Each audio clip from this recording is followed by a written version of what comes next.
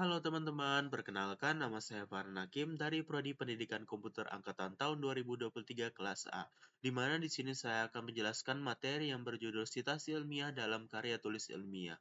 Oke, jadi hari ini kita akan bahas soal sitasi ilmiah. Mungkin banyak yang bertanya-tanya, kenapa sih kita harus pakai sitasi dalam karya tulis? Nah, sederhananya, sitasi ini baru kita ngasih kredit atau penghargaan ke orang yang punya ide atau teori yang kita pakai di tulisan kita. Nggak mungkin kan kita nulis karya ilmiah tapi semua idenya seolah-olah dari kita sendiri. Pasti ada referensi dari buku, jurnal, atau artikel yang kita baca.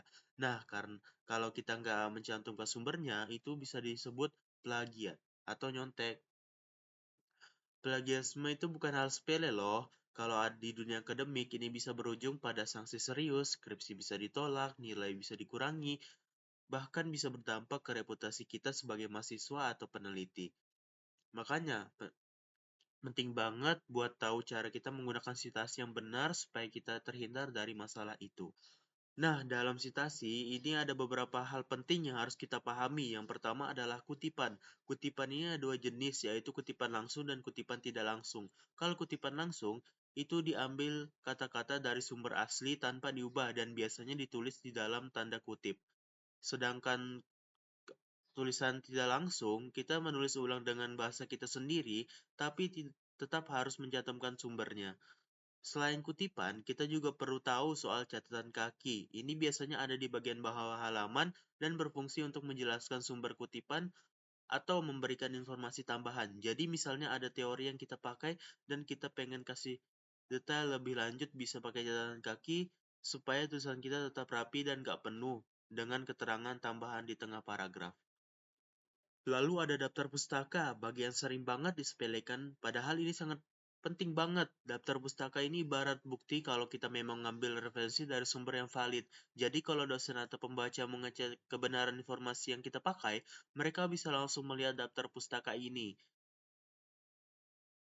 Sekarang pasti banyak yang mikir, duh ribet banget harus nulis daftar pustaka satu-satu.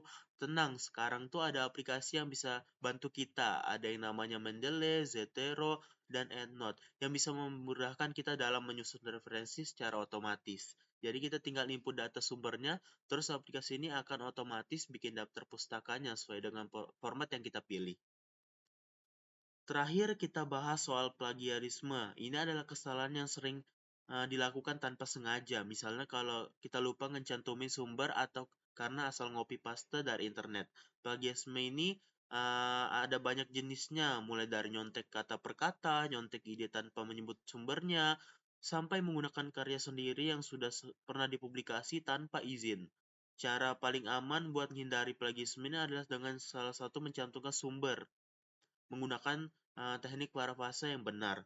Dan kalau ragu, kita bisa cek dengan software pendeteksi plagiarisme seperti Turnitin.